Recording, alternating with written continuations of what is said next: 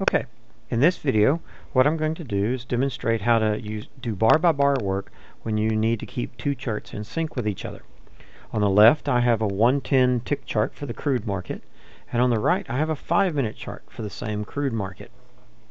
Alright, what we're going to do is we're going to use the global crosshair feature. To access the global crosshair feature, you use the Control G key sequence. So you select the window and then you press Control G just like that. To get out of global crosshairs, you press Control R. So I'm going to go to both of these and press Control R. Now they're just normal crosshair, normal pointers. Alright, the other thing we want to do before we start doing bar by bar study in this situation, we need to make the bar width larger on our minute chart so that it's wider than the width of the crosshair. If you already use a wide bar, you don't need to do this. But in order to do it, you simply go up here to the bar style, click on it, go down to bar width, and increase it. That fat bar right there will usually work. Now, in order to begin bar by bar, let's say I want to do bar by bar for yesterday, 12/8 in my example. So I'm going to scroll the 5-minute chart back. I'll take it all the way back to the beginning of the market when the market reopened, which was just about, so I'm going to take it back to around 4 o'clock or so yesterday afternoon. Now I'm going to go ahead and put this side into global crosshair mode. So I press Control G and it's in global crosshair mode. Now I move to my tick chart. I do the same thing. I move back in time to the beginning of the market opening. However, if I want to start at something like 2 a.m. in the morning, that's the time I like to trade. From the central time zone, that's the London Open. So we'll go ahead and move this chart back to just before 2 a.m. Alright, looking down at the bottom I see the 2 a.m. spot.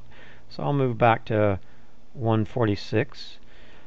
And just for simplicity's sake, I'm going to leave the auto scrolling feature of the right side here. I'm going to leave the auto scaling feature. I'm going to leave that in automatic mode for now.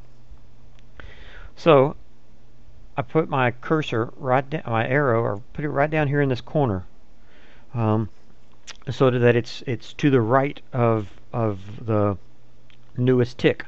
When I do that, then I go ahead and I press Control G. That puts me into global crosshair mode on the left hand chart, linking it up with the global crosshair on the right hand minute chart. And you'll notice that it advanced the right hand minute chart to the exact same spot that I was at on the left chart. Okay, so now I simply press my right arrow key and that will move me through the tick chart. And as my tick chart advances, I can see how my minute chart's moving. Now, you don't want to get on the left hand chart, you don't want to get the crosshair too far away from that edge. If you do, you get a little bit of inconsistency. So I'm going to move it a little bit closer to the actual bar in question. Alright, there I keep going. And that's keeping, if you watch, both charts are advancing pretty close to the same sync time as each other. Now, unfortunately, you're not going to be able to watch the 5-minute bar build. You're not going to see it move. It's simply going to move to the next bar after the previous bar is completed. So you do see a little bit of foreshadowing or foretelling in the minute chart, but this does keep it in pretty good sync, so you can compare how trades will set up on both charts. All right, now if you want to adjust your scaling on your tick chart, for instance, you need to take it out of global crosshair mode. So press Control R. That takes the left chart out of global crosshair mode. then you can go over there and you can adjust your scaling as you want.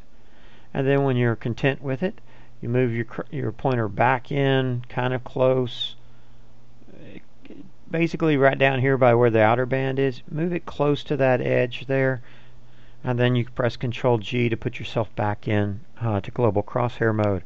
What you're trying to do is keep your crosshairs as close to that bar as possible without getting on top of it. That way you can see the bar and make your decisions on your tick chart as far as where the good trades are. Alright, so I continue on. Again, if I need to, see my price action has moved off my chart. So if I need to adjust my chart, I simply take the chart out of global crosshair mode by compressing Control R. Move over here, press Control, I then click and drag it up. Put my pointer right back into that little spot there and press Control G, puts me back into global crosshair mode, and I can continue. If you don't care about your scaling for right now, again, you can take it out of global crosshair mode by pressing Control R. Go up here, press the F key or F button there. That will put it back into auto scaling mode. And then move your cursor back over here and press Control G to get back into global crosshair mode and keeping the two charts linked.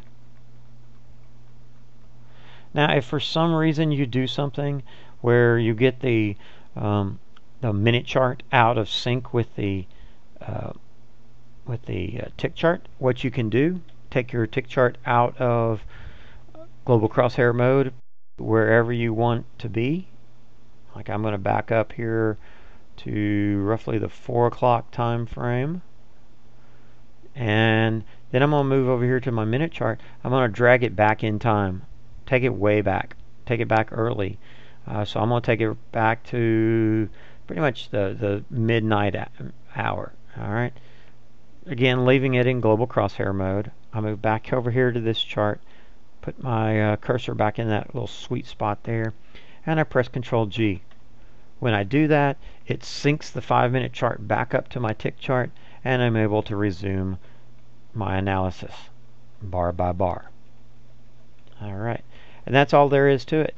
When you're done, you press Control R on both charts to take them out of global crosshair mode.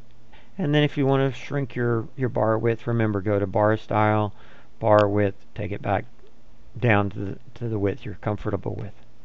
That's all for now. Hope this helps.